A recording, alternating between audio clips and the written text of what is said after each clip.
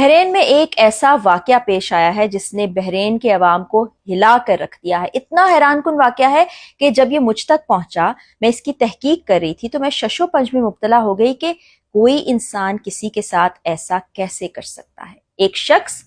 جو ایک medical test کے لیے اسپتال جاتا ہے، جب ٹیسٹ کا رزلٹ آتا ہے تو اس شخص کی دنیا ہی بدل جاتی ہے۔ اس ٹیسٹ کے نتیجے میں اس پر بے وفائی اور دھوکے کا ایسا معاملہ کھلتا ہے کہ جس کے بعد ان گنت سوالات بھی جنم لیتے ہیں اور اس کی زندگی مکمل طور پر بدل جاتی ہے۔ یہ شخص 40 سال سے شادی شدہ ہوتا ہے، اس کے 5 بچے ہوتے ہیں، محبت کرنے والی بیوی، آئیڈیل زندگی گزار رہا ہوتا ہے، سب ایک دوسرے کے ساتھ خوش و خرم انداز میں زندگی بسر کر رہے ہوتے ہیں۔ میڈیکل کنڈیشنز کی وجہ سے اس شخص کو ہسپتال جانا پڑتا ہے۔ اس کے کچھ ٹیسٹس ہوتے ہیں جہاں پر یہ پتہ چلتا ہے کہ پیدائشی طور پر اس شخص میں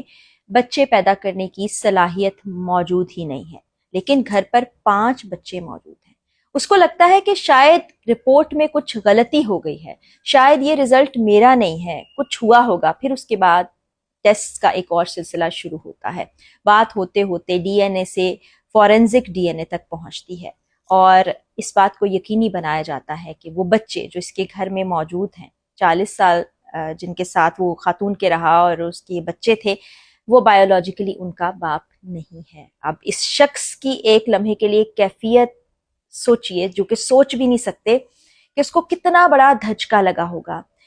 ان بچوں سے پیار محبت، بیوی کے ساتھ پیار محبت، کتنی قربانیاں دی ہوں گی، ان کو زندگی میں اچھا مستقبل دینے کے لیے کیا کیا کچھ کیا ہوگا، اور دوسری جانب سے اس شخص کے ساتھ مسلسل اتنے سال بے وفائی ہوتی رہی۔ اتنا بڑا دھوکہ جس کا کوئی سوچ ہی نہیں سکتا۔ اور اگر ہم ویسٹ کی بات کریں تو شاید اکا دکا مثالیں وہاں پر مل جاتی ہیں ایسی، لیکن یہ بہت ہی حیران کن واقعہ تھا۔ لوگ بھی حیران تھے۔ اب یہ معاملہ کورٹ میں چلا گیا، اب کورٹ سے بڑھ کر یہ شریعہ کورٹ میں گیا، وہاں ہائی کورٹ میں گیا۔ اچنبے کا معاملہ تھا، لیکن تمام پروفز وہاں پر دیے گئے، ٹیسٹ کیے گئے، باری باری پتہ چلا کہ یہ تمام بچے حیاتیاتی طور پر اس شخص کے بچے نہیں ہیں۔ اب یہ نہیں معلوم کہ ان خاتون کو بھی کٹہرے میں لایا گیا یا نہیں لایا گیا، انہوں نے یہ سب کچھ کیوں کیا، یہ پوچھا گیا کہ نہیں پوچھا گیا۔ اس شخص پر تو قیامت ٹوٹ پڑی، اس کا ہستہ بستہ گھر تباہ و برباد ہو گیا۔ ظاہر ہے آپ جس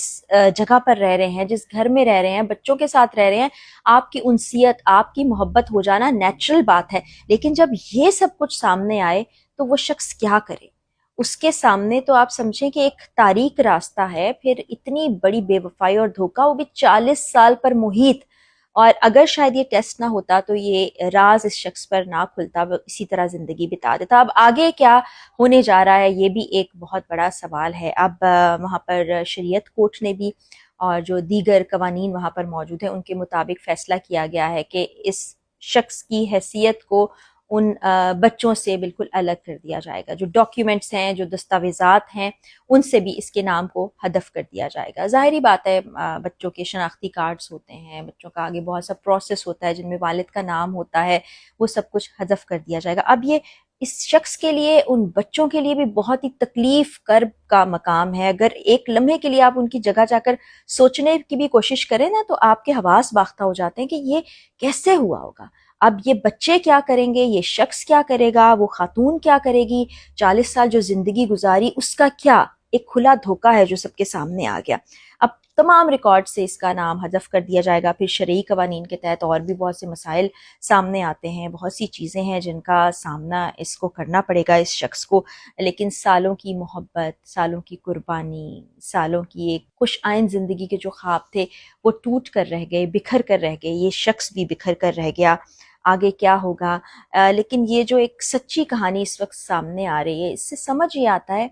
کہ کچھ انسان اندر سے کتنے کھوکھلے ہو جاتے ہیں۔ رشتوں کا احترام ہی ختم ہو گیا ہے، رشتوں میں ٹرانسپیرنسی، وفا اور محبت ہی تو سب سے بڑی چیز ہوتی ہے، وہی ختم ہو جائے تو پھر باقی پیچھے کیا رہ جاتا ہے۔ جب یہ واقعہ میرے سامنے آیا تو میں نے کچھ اور ریسرچ کرنے کی بھی کوشش کی کہ دنیا بھر میں اس طرح کے واقعات کیا سامنے آتے رہے ہیں، جہاں پر بعد میں بات مقدمے تک پہنچی، قانونی معاملات سامنے آئے، تو ایسے کیسز سامنے آئے تھے، لیکن وہ ہمارے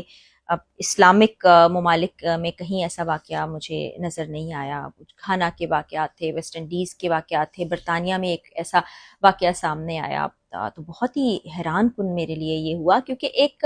باہر کی دنیا میں میڈیکل سائنس ترقی کر گئی ہے جہاں پر ایگ ڈونیشن ہوتی ہے، سپرم ڈونیشن بھی ہوتی ہے، جس میں وہ جوڑے جو کہ شادی کے بعد بچے پیدا کرنا چاہتے ہیں اور کسی ایک میں کوئی کمی ہوتی ہے، وہ ان ٹیکنالوجیز کی مدد سے بچے پیدا کرتے ہیں، لیکن وہاں پر سب ٹرانسپیرنٹ ہوتا ہے، لکھت پڑھت ہوتی ہے، دستاویزات پر سائن کیے جاتے ہیں، اس کپل کو بھی معلوم ہوتا ہے، اور کچھ ایسے لوگ جو شادیاں بھی بعض اوقات نہیں کرتے، ان کو بچے کی خواہش ہوتی ہے تو وہ سیروگیسی کرا لیتے ہیں، جس کی بالی ووڈ میں بھی کافی مثال ملتی ہے، اس کے بعد وہ بچوں کو گھر لے آتے ہیں، بچوں کی طرح پالتے ہیں، لیکن وہاں پر کوئی دھوکہ نہیں ہوتا، کوئی بے وفائی نہیں ہوتی، اس طرح کی کوئی چیز نہیں ہوتی، لیکن یہاں پر تو اس خاتون کی طرف سے یہ ہوا، اور کتنی بار ہوا وہ بچے، اور میں تو خود سوچ کے اس وقت دہل کے رہ گئی ہوں، دماغ نا کبھی کبھی کچھ چیزوں کو بالکل ہی پروسیس نہیں کرتا کہ ایسا کیسے ممکن ہے، کیونکہ اب عورتوں کے اندر تو اللہ تعالیٰ نے وفا رکھی ہے، ان کی گٹھی میں ہی شامل ہے وفا، اور یہاں پر تو وفا کا کوئی نام و نشان ہی نظر نہیں آتا۔ اچھا، پھر کچھ روز پہلے ایک خبر میری نظر سے گزری تھی جہاں پر بھارت کے حوالے سے ایک خبر سامنے آئی تھی کہ آئی وی ایف ایک ٹریٹمنٹ ہوتا ہے جس کے ذریعے سے آپ میڈیکل سائنس کی مدد لیتے ہوئے آپ کنسیو کرتے ہیں، اور بعض اوقات لائیو برتھ کی صورت میں بھی یہ چیز سامنے آتی ہے۔ تو وہاں پر پتہ یہ چلا تھا کہ وہاں پر دھوکے بازی ہو رہی ہے، کہ غریب ماں باپ ہیں جو بچوں کو نہیں پال سکتے، ان سے بچوں کو خریدا جاتا ہے، جس کی رقم تقریباً 90,000 کے قریب ہوتی ہے، اور اس کے بعد جو بے اولاد جوڑے ہوتے ہیں ان کو یہ سیروگیسی کے نتیجے میں وہ بچے دے دیے جاتے ہیں۔ مطلب ایکچولی کچھ نہیں ہو رہا ہوتا، کوئی سیروگیسی نہیں ہو رہی ہوتی، کوئی میڈیکل سائنس کا استعمال نہیں کیا جا رہا ہوتا، اور ایک بچہ تھما دیا جاتا ہے کسی اور سے خرید کر، 90,000 میں وہ بچہ حاصل کیا جاتا ہے، آگے لاکھوں روپے میں، ملین سے بھی زیادہ اس کی بھارتی روپوں میں اگر ہم جانچ کریں تو اس سے بھی زیادہ کہیں بن جاتا ہے۔ تو وہ تو میڈیکل سائنس کر رہی تھی، وہ تو ڈاکٹرز اور اس کی ٹیم کر رہی تھی، یہاں پر ایک رشتہ، ایک نکاح میں بندھے ہوئے دو لوگ جو ساتھ رہ رہے ہیں، اور یہ شخص تو پوری زندگی لا علم رہا اور ساری ذمہ داریاں نبھاتا رہا، اور ابھی بھی میں نہیں سمجھ سکتی کہ اس کی سچویشن اس وقت کیسی ہوگی، جذباتی طور پر وہ شخص ٹوٹ کے رہ گیا ہوگا، اور اس کی اگلی جو زندگی ہے وہ کیسے گزرے گی یہ اللہ ہی جانتا ہے۔ اب دیکھیے کہ 40 سال اگر شادی کو ہو گئے ہیں، اور